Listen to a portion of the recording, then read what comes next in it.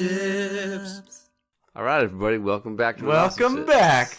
Oh, yeah. Hola. Just kidding. That's right. She said hola, and then she said, just kidding. She is not welcoming our Spanish speakers. She meant it, though. She meant hola. No es una broma. Es verdad. No hola. Yep. We're back. Anyway, we're back. We have committed to reduce our dilly-dallying. So we're just going to jump back into it. And by committing, we mean we're going to try. Yes. Well, you know, all commitments start with the intention. That's right. So anyway, last time we talked about John Gottman's research on predictors of divorce and the harbingers of divorce and destruction, the 4 horsemen of the apocalypse. Actually, we talked about 3 out of the 4 of them, so we'll talk about the 4th as well a little bit here. But Didn't we? Didn't we talk about stonewalling? oh, did we? I can't We did remember talk now. about stonewalling for a little bit. Oh, okay, Yeah. that's I right. remember there was some Stonewall Jackson discussion. That's right. That's right. Last episode. Yeah, listeners are like, oh wow, these guys really know their own content. Yep. Okay.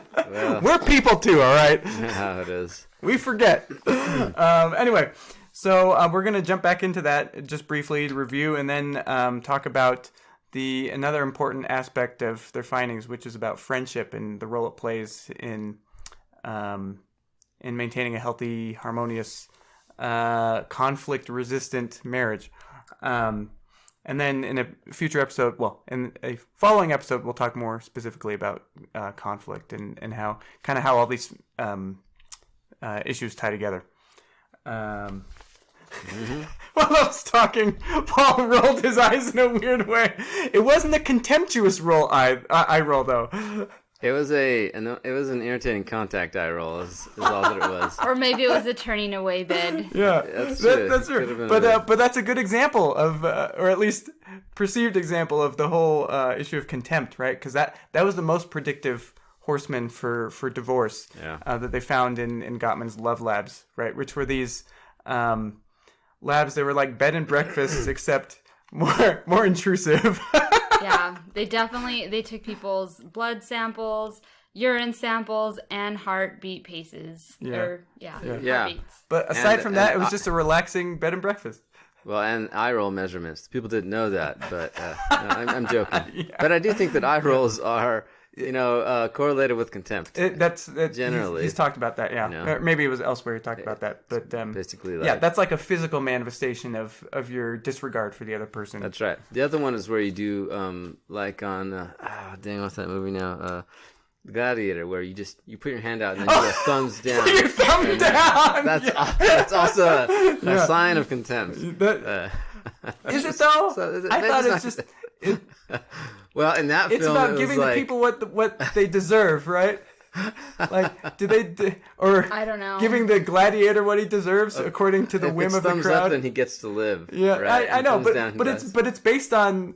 Supposedly, it's based on the crowd's. It is based on the crowd. Yeah, opinion. That's true. And that's why. If you're having a conversation with one person, though, and you just put your hand out and put your hand down, contemptuous. Like, yes.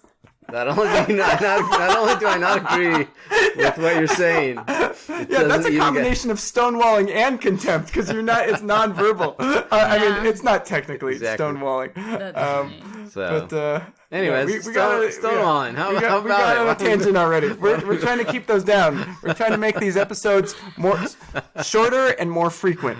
So yeah, exactly. Anyway, okay. So about the horsemen.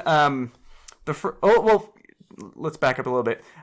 So he in the video that we have in our description for the episode, Gottman talked about how relationships the ones that last they found a 5-to-1 ratio of positive interactions to negative ones, but only a 0.8-to-1 ratio for marriages that didn't last. Right, so there's just less positivity in the marriages that end up not lasting. Also, just a reminder, they were able to eventually predict divorce with like a 92% accuracy rate. Exactly. Within like 5 years or something. It was more than 90% accuracy within, I believe it was 10 years.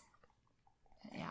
It's crazy. They could crazy tell, good accuracy. Yeah. Yeah, that's like obscenely good in the social sciences. Yeah, social sciences, and this is coming from a social scientist, are not very good at predicting things with high degree of accuracy. Yeah. So that's why this the research on that Gottman did is even more important, because if there's a way that you can prevent a divorce, if you can do something about it, of course, barring that it's like not an abusive relationship, then why wouldn't you do something about it? So that is why we're here, to talk about the ways that we can improve the relationships that we have with everyone. That's right. Yeah, because I mean, divorce was like a major outcome they were researching, but obviously it's closely correlated with, marital satisfaction, relational health. So obviously most of our listeners are probably not married. Maybe some of them are, but we really believe these things are relevant for all relationships, and Gottman does too. You have a book about that. Yeah. Okay. So anyway, there's the positive to negative ratios, and one of their conclusions was that, to succeed at this, it's not about waging war against negativity, because some of that negativity is actually potentially constructive. Mm-hmm. It's also helpful for couples to kind of see what are areas of conflict and what really is the thing that kind of drives or kind of turns off your partner. Yeah. Mm-hmm. So that's why that conflict is really important. Yeah. Well, and it's also the conflict.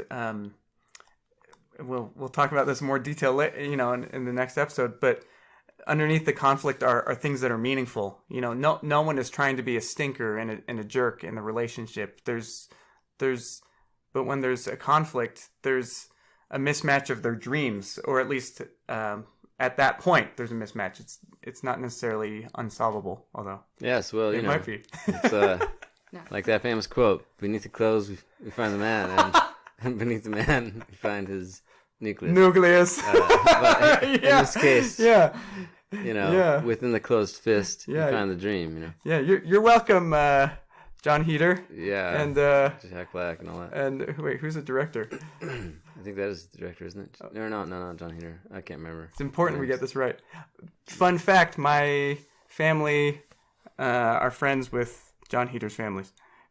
So sweet. That's in social psychology. That's what we call basking in reflected glory. It's like excellent. Or berging. Berging. Okay. Yeah. Anyway. Interesting. Okay. Yes. Speaking of being on topic. Okay. So another thing about the Four Horsemen, they actually found that there's, even though these are common phenomena in a relationship, there's like productive ways and unproductive ways of dealing with them. And they described the two people that have the different approaches as masters and disasters. So just to quickly review, the first horseman, and this is not chronological necessarily, like these could happen in different orders, but the one he talks about first is criticism, which is where you bring some complaint forward, which is probably in some sense a legitimate complaint, right? Again, it's not that they're trying to create conflict for its own sake. But for disasters, they tend to do it in a way that just blames the other person. Like, I had this bad experience that you were involved with, and it's your fault because you're a jerk, or what's wrong with you. Yeah, what's wrong with you? I hate you. Right. Not what's wrong with the situation. What's wrong with you? Yeah, and it's accusatory rather than like collaborative. And for masters, they treat it more like a soccer ball that you kick around. The problem is a soccer ball you kick around. So instead, masters tend to approach it as, this is how this event, how I experienced it. It's how it made me feel. Instead of accusing, you just say like, could you please, or this is what I need. And you go from there, right? That doesn't solve the issue, but at least it's a constructive way to bring it forward. Sure, like I take the soccer ball and I write on it dishes, and I tell my roommate, "This is the dishes." And then you throw it at their head. And then I kick it very far away. Yeah, there we go. Do you get the message? Good. Yeah. Good communication. Yeah, that doesn't work. Okay, so that's criticism. Closely related is defensiveness, where when some issue's been brought up, that you'll either for disasters at least, they'll either be righteously indignant, and maybe meet the complaint with their own counter complaint, like, oh, I didn't do the dishes. Well, you keep snoring or I don't know, or you won't turn the AC down. Something like that, right? Sure. It's not really engaging on that complaint. It's firing back with your own complaint. Sounds like you're talking about a real life AC conflict. Definitely not. Those don't happen. Definitely didn't happen this week at our house. Okay, and then so it comes across as defensiveness. Either comes across as righteous indignation, or like a incredulous innocent victim, right? Where it's like, where's this coming from? I have no idea. Like, why does this even concern me?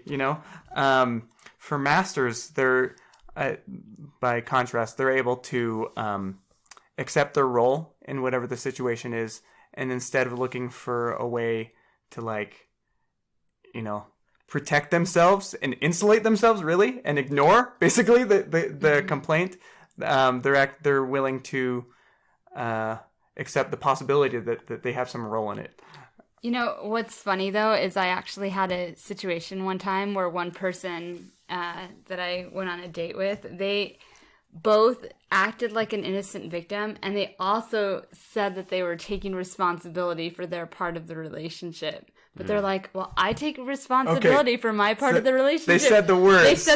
Okay. But in fact, they were maybe acting a little bit more like an innocent victim. So I think that's a funny thing to note, because some people, words are words, but actions are actions. Very fair. Did you roll your eyes? No, I did not. That's good. However, speaking of rolling our eyes, I remember when I was a kid that, my sister would always say that if I rolled my eyes, that my eyes were going to stay in the back of my head. Did you all get that sort of response? I didn't roll my eyes. Oh, because I was very nice. No, you were not subversive. Is that what you're saying? Well, not in that way, at least. Yeah. Well, this was just more direct. But you know what, Paul? I did roll my eyes inside of my heart. I was like, the eyes inside of your heart.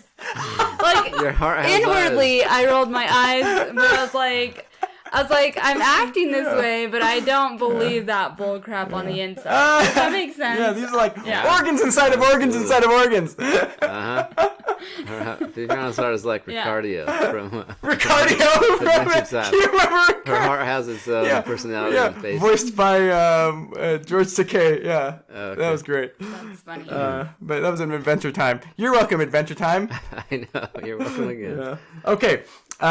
The third, and as we mentioned, the most predictive of divorce of the four horsemen was disrespect and contempt. We've already talked a lot about it here, but it's basically feeling superior to the other person, talking down to them, really not respecting them as a person, right? With legitimate feelings, with legitimate perspectives, and it's sadly extremely common in the world today. Just hop on social media and you'll see it. The opposite, so what masters do with this is they instead practice and create a culture of admiration and affection and love. I don't know if he says it exactly that way. Yeah. But it's really like looking for opportunities to give them credit, even in small ways, right? Like, go ahead. Yeah, exactly. It's catching your partner doing something right. Instead, because it's so easy to focus on all the things that are wrong. But it's a funny thing that when we do take the time to say, hey, you know what, I really appreciate you coming over tonight, or hey, I really appreciate you doing this one thing for me. It's amazing how that builds on so many other things in your relationship. Yeah. So when my roommate does the dishes, I would like to use one of these phrases here. I loved watching you do the dishes. Sounds a little bizarre. It does sound a little creepy. Yeah, but if you can say, like, thanks for doing that. Exactly. That's a good example of this. Small, but positive. He just doesn't have to say, I loved watching you do that. I know. It's just, I was just riffing off it because there's a phrase on here that's like, I loved watching you play with the baby, which is a good one. Yeah. I loved watching you do the dishes. Sounds kind of creepy. But thanks for doing the dishes. I think that's, legitimately a very, a right step in the right direction. Yeah. of creating a culture of admiration and appreciation. Yeah, totally. Okay, and then the fourth one, finally, and then we're gonna actually jump into what remains of our episode. The fourth one is stonewalling. So this is where communication kind of ceases, where one person withdraws emotionally from the conflict. As John Gottman describes it, it might look like the person has their arms folded, looking away, not making eye contact, maybe not even, there's no like uh-huhs and yeah and oh, it's just like, what was this? You might physically be present, but you're trying to make it clear that you are not a part of this, which is kind of ironic because obviously it's a deliberate attempt. So it's like obviously you are part of it, but you're it's kind of making it clear. I hate this conflict so much that I'm not even going to try, but I want you to know that I'm not trying. And I think part of it is, like you said, walking on eggshells. I didn't say that. You said that. It's like you said that without saying that, if that makes sense. But yeah, it's like it's the equivalent of walking into a room and a person and you talking to a person and that person not responding. They're stonewalling you. Yeah. And what that does is it just creates a bad culture. Yeah. Yeah, I think you mentioned this last time, Brass, that men are more likely to get like kind of overload in a conversation and get to the point physiologically. Right. Yeah, we and this is on average, but this has to do with just the physiology of the brain, the nervous system. Men's tolerance for negative emotion is lower than it is for women. So as Daniel Goleman describes in Emotional Intelligence, and there's been other books written about it, but as he describes I guess the term they use in the research is flooding, where you're flooded with the cortisol, the stress hormones and stuff. Sure. Which probably explains to some extent why men in general don't like to engage in emotionally fraught conflict. And I think it's also true that and we don't have as much space in our brain dedicated to communication. That's a factor as well. I interrupted you. Go ahead. Sure. Well, I interrupted you first. We talked a little bit about the fists last time. I think a little bit. That's about conflict. Yeah, but you can mention it. Yeah. Well. Okay, yeah, sure. But the point that I was going to make is just that it's in some conflicts it's true that there's like an underlying reason that you're not ready to tell the other person, or it's like at least I've experienced this with like my brothers, talking with them about their marriages and stuff. Yeah, and looking at some argument with their spouse. It's not really about what they're arguing about. It's really about something else. Yep. It takes them a while to get to the bottom of it. Yeah. And it's hard because I think as guys tend to be more logical thinkers, I've seen this with I saw this with my dad where it's like tendency. Yeah, tendency. Yeah. Like if there doesn't seem to be like a logical reason for the argument. And let me even just back up a little bit there. Men are plenty emotional. I think hormonally we don't have as much going on emotionally as women, but for sure, there are turbulent emotions in men as well. I think we probably prefer the logic, and our brains are more compartmentalized. That I think makes it a little bit more easier. But I don't. There's a tendency in our modern culture to think that logical and rational is good. And it's objective, and it's the end all. But the reality is, none of us are really purely logical, right? Anyway, sure. Just a big tangent. Well, yeah, I don't have that. I don't have that assumption when I'm talking about here. I don't assume that logical is better, but that it's just a difference. I noticed this, for instance, with my mom and dad. I remember one time my mom got up to do something, and my dad asked her if he could grab her a Pepsi or something. And she got really mad, and her logic was, why would you wait till I get up to ask me that? It's so Like, I don't remember what she said, and to me, it seemed like it would make sense, though. Like, logically. Well, maybe it's more convenient if you're already up doing something. I don't know. But anyways, so my dad, like, looked kind of dumbfounded and was like, oh, sorry. He didn't know what to say. Yeah. And I think to myself, probably my mom's upset about something else, I think. Maybe. Is my guess. But, yeah. Or maybe there's a tendency that, because this tends to happen, people tend to think, hey, man, you should know exactly what I want or what I am thinking. Yeah. Or, yeah, could be. Or could be. Or maybe it's like, you know, in other aspects of their marriage, maybe like she felt that he would ask things of her at the most inconvenient time. You know, like, and this just happened to be the most recent example, right? Or the most, like, obvious one. I don't know. Yeah, maybe. I don't know. It might have been. So the opposite of stonewalling, which is withdrawing from emotional conflict or withdrawing from conflict, is to actually listen to each other and to build on each other's bids. And today we're going to talk about what the research has found on principles for having a good relationship, which are... Do you want to talk about yeah. So it, you know, it's about friendship and how that not only increases the enjoyment in the relationship, but it also protects against these negative aspects and against the, you know, specifically the disaster aspect of the four horsemen. So it's about maintaining intimacy as well as you know, healthily navigating conflict.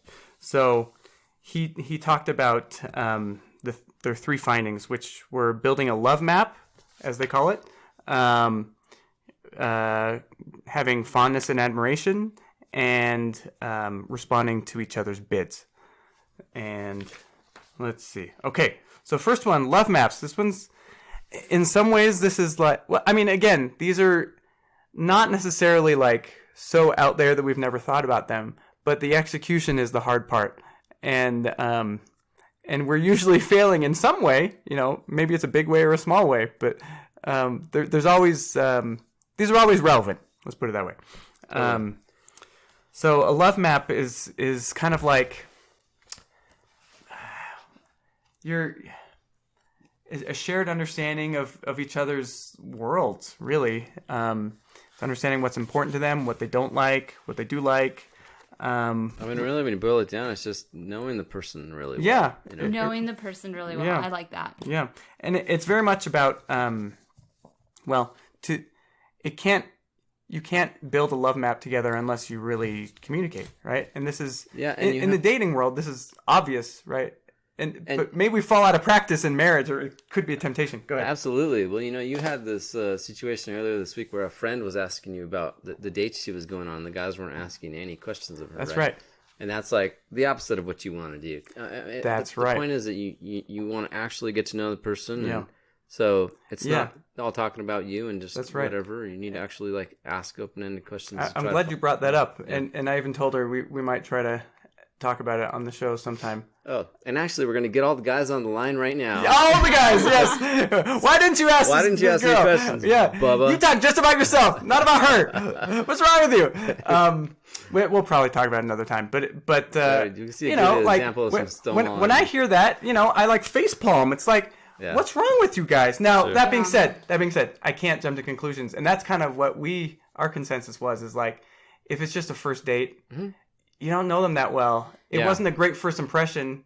And maybe if you kept going out with them, maybe the impression wouldn't be changed in any way. But you know, maybe they were tired that day. Maybe they were stressed. It's uncomfortable meeting a new person. Maybe they're just out of practice dating. Maybe she's just so cool and like impenetrably awesome that they don't know where to start. Viviana wants to say something. I do want to say, so I had a situation similar to that one time. I went on a date. It was the first date, and the guy talked about himself the whole time, and he, like, I'm not saying he didn't ask me any questions about myself, but it wasn't to the degree that I asked him questions about himself. And then later on, he said something like, well, you could have asked me any question and blah, blah, blah, or whatever. Yeah. But I didn't really 100% explain, like, hey, listen, you know, I didn't feel like you were that interested in me because all you talked about was yourself, you know? I didn't say that because I didn't want to say that, but I don't know. I felt like I got a somewhat glimpse of who he was, but, you know, at the same time, I'm like, well, do you know who I am? You know? Yeah. Do you know anything about me? It could happen for many reasons. Yeah. You're right. Like, sometimes guys are just really nervous. Some guys are just really arrogant. It could be, like, any reason. And that's why it's really frustrating to just say, oh, well, it was for this one reason exactly, because the truth of the matter is we don't know 100%. Now, why people do. That being said, it's you know, it's also you can build a habit out of it. You can improve on it. Like, you know, to be aware that this is a potential problem, and like I'm gonna try to be better about that in my subsequent dates. I would also say, and I told my friend this as well, that because she hypothesized this and asked for my input. You know, that maybe there's like some sort of gender component to it, and I said, yeah, I think there is. I met, and we, you know, we've talked about this before. We'll talk about it more in other episodes, but like there are physiological, and we've talked about it even in this episode. There are physiological differences between men and women. Doesn't make bad behavior an excuse, but it does help to explain why things are naturally the way they are, and then from there you can try to, you know, whittle away some of the imperfections. You know how when couples get into arguments and they go to counseling and then they have a talking stick and then they just like hand that talking stick? Sure. Maybe that's what should happen at the beginning of the date. If you don't know, if you maybe feel like, hey man, they're not asking me enough questions about myself. Hey, let's play this game. I have a talking stick. It's a novel idea. It's a novel idea. I think when you're just getting to know someone, everyone is so skittish that they take anything too far out of the norm as a sign of extreme weirdness and awkwardness. So, but it's a good thought and a good joke. It was more of a joke. Yeah, I wish our culture, I wish that were baked into our dating culture. Yeah. But you know, it's kind of crazy to think that some people don't know how to enhance love maps. They don't know how to ask the right questions to kind of get the most information out of other people. I don't know. I feel like sometimes in some relationships that I have with some people, I feel like maybe I'm not doing this as well as I could. So what are some examples of some questions of enhancing a love map? Well, before we get to specific questions, I think it'd be good to point out that Gottman said, this is a good challenge that he gave people, is just straight up like how many questions you're asking, period. Because he said that if you want to change your life in the area of relationships for 2 weeks, try just making half of your comments be open-ended questions, not statements. Yes. Taking as a point, like just I think people struggle just with asking questions, period, to begin with. You know? Yes, and if they're open-ended, that like takes an special amount of like discipline, I think. But it requires like more work. Yeah, and more patience, right? Because this thing about people not knowing how to ask questions to it definitely happens. I've had it happen on dates too, where like I get at the end of a date and I'm like, man, this girl didn't ask me any questions at all. It definitely goes both ways. Yeah. Yeah, but I think by the numbers, men are probably at least slightly more the offenders more often. But for sure, like I was on a date recently that was kind of like that, and then actually it ended up getting better. As we were about to part ways, it became more bilateral. Anyway, go ahead.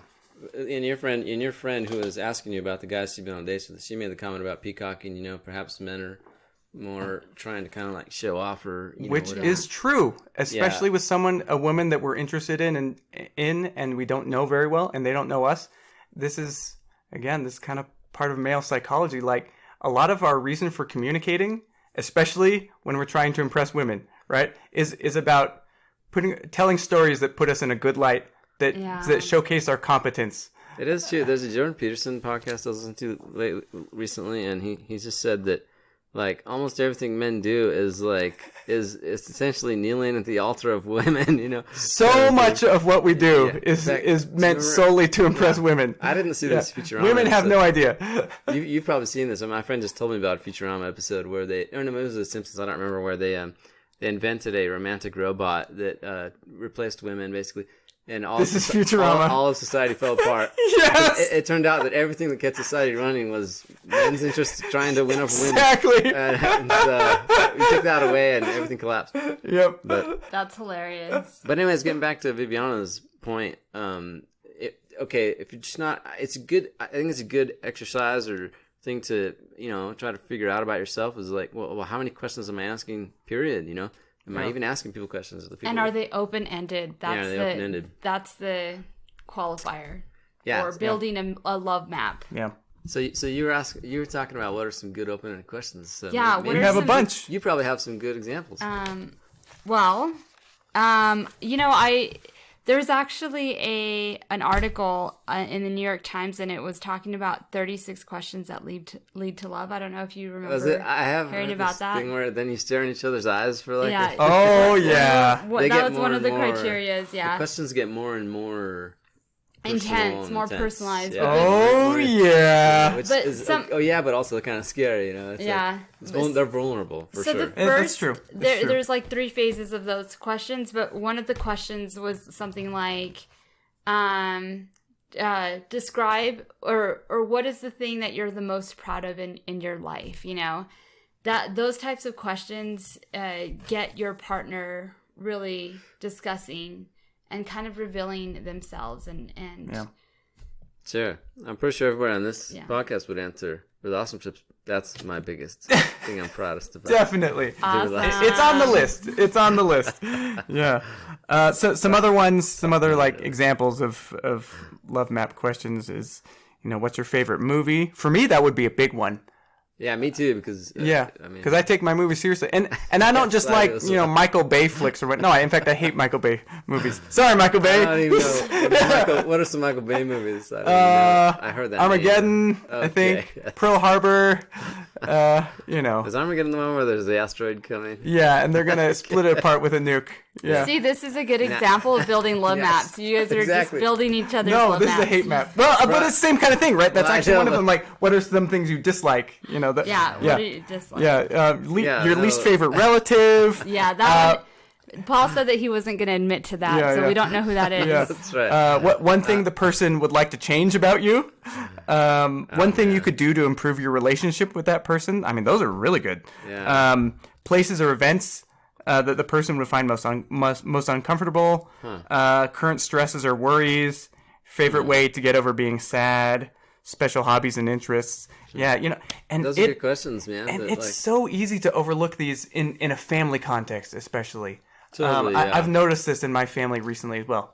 They're wonderful people, but as I'm thinking about this research, it's like there's so many ways this applies to my other relationships. So what you're saying is that you're not building each other's love maps, and in your family relationship. Well, that's what you're saying? I think as he talks about, it's also important to periodically update your love maps because people change, their priorities change, they make different decisions. Sometimes they have different experiences. Sometimes big decisions, like we've had some of those in my family. Again, not getting into specifics, but like. People change, and it's important to try to keep up. I mean, it's a little complicated, but just in general, like, if your relationship is important to you, try to keep up with them. Try to make the next 50% of the things you say to people an open-ended question. That's what Gottman said. So exactly. I think that's really awesome. Like when I go home for Thanksgiving, and I see my brother, I'm going to say, "It's great to see you," and then I'm just going to say, "What's your biggest fear?" Sorry, every other question has to be very deep. And I'll just add, like, sorry, in case any of my family members are listening, which I don't think they do, to be honest. But if they are, like, there are also good examples in my family of this. So, but it just goes to show, like, this is building healthy relationships is a universal challenge, and it always takes effort.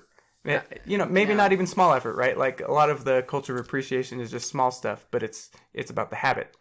It's about the culture, right? Not about one-off events. Absolutely. I kind of think that like the family that consistently does this really well might be kind of rare. I don't know because in my family as well, I feel like oftentimes we just it's not supernatural to like bring up kind of more personal questions and stuff. We just don't. And you have a family full of dudes. It is, and it's a bigger family. That's I think the more men and the more kids, the harder it is, I think. Yeah, I remember like after my mission, I don't remember why, like off the plane or something, I was like, giving all my brothers hugs, and one of them almost like seemed like totally surprised and like, oh. But, I mean, what is this strange sensation I'm feeling? Anyway, so what you're saying is your family is more distant.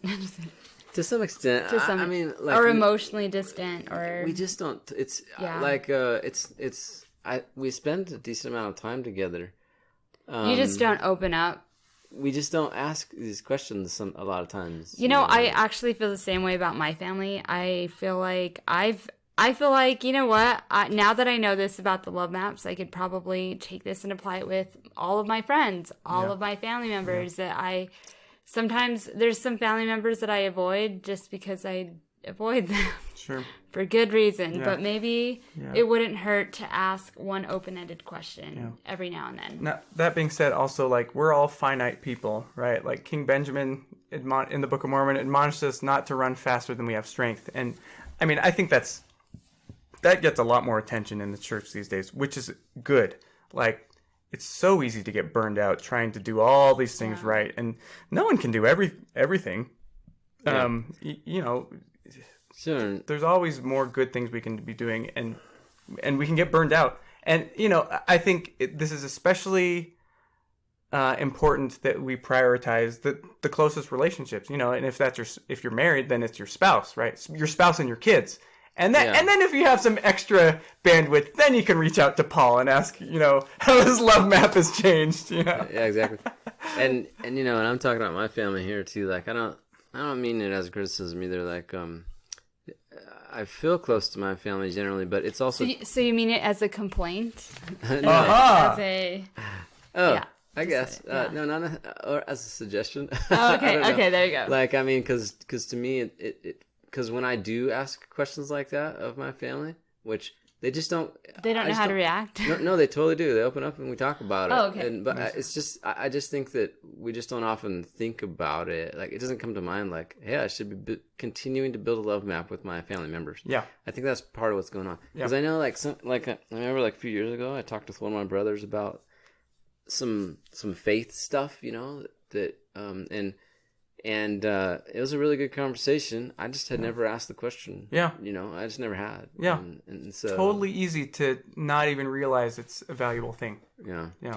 Well, and I think that's what we're learning. As we're learning about Gottman's research, we're realizing, like, yes, all of this stuff makes sense. We should be doing all these things. Yeah. We just need to try. Yeah. Yeah. Yeah. I agree.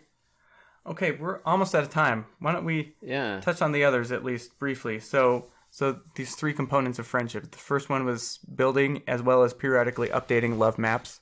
Second one is fondness and admiration. This is basically the same thing as how masters approach, or counteract contempt, which is it's about communicating affection and respect in small ways, creating a culture of appreciation. And he uses the word tiny in a tiny way. I thought that was maybe a little too extreme. Mm-hmm. Like, I thought maybe small would be better. Mm-hmm. Anyway, we had to laugh about that. I know. But it's very much about communicating the affection and the respect, right? Yeah. You may have affection and respect in your heart, but if you don't communicate it, that is the wrong way to do it. It has to be communicated. Yeah, I think he had the story about the husband who had this great experience when he first met his wife. And it was like 17 years later, and she had just never heard that story at all. And they were still married. Yeah, they were still married. They did get married, but they had a good relationship. He had never communicated how smitten he was upon meeting her at first time. It's like, wow, what a wasted opportunity. It wasn't wasted in the sense that, like, things fell apart, but at the same time, it's like, it's a squandered opportunity. Let's put it that way. Yep. And I am opposed to squandered opportunities, as it goes against my relational thinking and my economic thinking. You don't want waste. You want efficiency. Yeah, I agree. I also like saying the word squander. Yes, me too. It's true though. It's inefficient. Okay, so then the last one, which we'll definitely talk about more in the next episode, but it's about responding to bids. Viviana, what does he mean by bids? Okay, so a bid is basically an attempt to get your partner's attention. So it could be something as simple as like, hey, look at this. And if you're paying attention to me, if you're going to turn towards me, you're going to be like, oh, this is awesome. Whatever that thing is. But if you're turning against me, or if you're turning against me, you might just be, so busy, washing your own dishes, Yeah. And if you're turning against, that's turning against or turning away. You'd just be washing your own dishes. You'd be preoccupied with your own thing. You're not even paying attention to me. And then the last one is turning against, which is basically kind of being antagonistic towards me. And if I were to say, hey, look at this, and if you were turning against me, you'd be like, hey, did you do that one thing that I asked you to do? Yeah. Or something, you'd be like, or you'd be like, I don't want to see that, or just whatever it is. Yeah. There could also be an enthusiastic turning towards, which would be the equivalent of you saying like, wow, this is really cool. And it reminds me of this thing I wanted to do together with you, or reminds me of that one time that we did this, Yeah. And the purpose of these is not just to get their attention. It's the emotional connection, right? Mm-hmm. It's not just attention for its own sake. I was thinking, and again, these are applicable whether you're married or just in your other relationships. I just thought this. I do this all the time with Paul, because Paul works from home with his law firm as a patent attorney. That's right. If you need a patent done, PaulJohnsonLaw.com. There we go. Thanks for the ad. Yeah, you're welcome. He's very good. Comes highly recommended. Anyway, like oftentimes I'll just be like goofing off while I'm preparing to go to work, and I'll walk into his room backwards because I've been inverted, a la Tenet. And often, most of the time, Paul's like trying to focus, and sometimes he gives me, a turning towards response. Maybe not enthusiastic, but turning towards, like he'll laugh or he'll say, oh no, he's inverted, Sometimes he's just too busy, and he'll usually tell me, or have his door closed. But that's like a good real world example of how what bidding can look like. Yeah, and that's interesting that you bring that up, because I do feel like it's a lot harder for me to respond to bids when I'm like in the middle of something. Naturally, task, naturally, that makes sense. Yeah.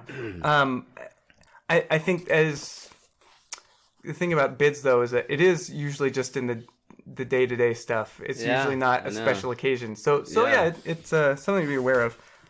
So if I say I accept your bid and we'll respond at 5:30. It's a funny thing, because if you think about the relationships that you're, the people that you're the closest to in your life, you probably have more turning towards bids, and they probably have more turning towards bids for you. For sure. And if you think about the people that you have maybe the most conflict with, they probably have the most turning away bids and even the most turning against bids. Those are the people that you're just not sure about. That's 100%. Right. That's right. And so they found that for couples who wound up divorcing like 6 years later, there was, when it comes to like ignoring bids, let's back up. Like as you said, there's like 4 potential responses to a bid: that they turn away, where they just ignore it; turning against, where they kind of fight against it; turning towards, where they acknowledge it in some small way; and then enthusiastic turning towards, where they build on it. Exactly. I think you're talking about rebidding here. Those which you're yes. Right? So you can in response to a turning away response. You can rebid. You can try it again. You can be like, yes. Hey. But the probability of a person rebidding was 0% in the marriages that ended up getting divorced 6 years later. It was 22% in couples who stayed together. So still low. Like in old time movies, it would be like if you were doing this with your friend, your guy friend, you'd be like, I say, sir, did you hear me? Look at that boat. I rebid for your attention. Exactly. Hilarious. Yeah, but it just goes to show, like, ignoring people. It's not as bad as turning against, but it's still bad. Yeah. So, did you give the numbers there? 0 and 22. Yep. Yeah. pointy dude. Yeah. And you know, nobody wants to rebid. Like you feel like you've already kind of been rejected. You're like, exactly. Do I really want to bring? You're like, why didn't you listen to me the first time? Yeah. But sometimes this kind of thing happens in groups too. You know, like in a group setting, there happens in all sorts of contexts. Yeah, people and somebody, you make a comment, you know, and then nobody responds to it, and like you're like, I'm not bringing that up. I'm not gonna be like, hey, why didn't I get a response to anybody? You already feel like kind of like, well, they didn't respond to my bid. I mean, you're not saying it that way, but you're kind of thinking. Anyways, so yeah, we probably better wrap this. Yeah, we should wrap it up. We'll talk about that next time. Wait, did you have something to say? If you no, okay. Oh, well, I do have one thing. Okay. And, so this is, if you're interested, John Gottman has a book with Joan DeClaire. It's called The Relationship Cure. And what's the subtitle? It's called The 5-Step Guide to Strengthening Your Marriage, Family, and Friendships. Aha! Nice. So one of the things that he says is that when you have 3 choices when you are faced with conflict, but it could also be bidding. You can either attack and defend, avoid or deny, or self-disclose and connect. Guess which is the best? Yeah, obviously. Yeah, I just think, for the most part, bids are a very straightforward thing. But it's I don't think so. Sorry. Go on. The process of bidding, responding to someone is very straightforward. That's true. That's what I meant by. That's true. That's what I mean by that. I mean, but thank you for what I meant yes. is that there's deeper meaning behind the bid, right? But that's all I meant. Go ahead. And you're totally right. There is a deeper meaning behind that. But it's a simple thing that we can do to strengthen our relationships. Just responding to people, looking at people when they're talking to us. If we can be enthusiastic, why not? What do you have to lose by being enthusiastic towards someone's bid for your attention? Now, I agree with this. I want to throw in a caveat, which is I think in a dating context, it's a little more complicated because the commitment is not necessarily there. Because I think people ignore people's bids all the time in the dating world. All the time. Oh, totally. That's why we're still single. Well, that's part of it, right? But that's not entirely dysfunctional. Like not replying to a person's bid is a way. It certainly doesn't build a relationship, but that's right. Perhaps that's but it's also a way of communicating disinterest, right? Yeah, that's right. True. Or it's. But it communicates that in an actual relationship too. That's true. It communicates disinterest, and so it's bad either way. Except that, you know, there's a lot of people that you don't want to be in a relationship with. But that's right. I mean, if someone maybe bids for your attention, or they're like trying to sweet talk you, because that's what happens to women sometimes. Yeah, it doesn't happen to us men. And if you're not interested, I mean, I guess you could just say, you could be straightforward, or you could just ignore them. Yeah.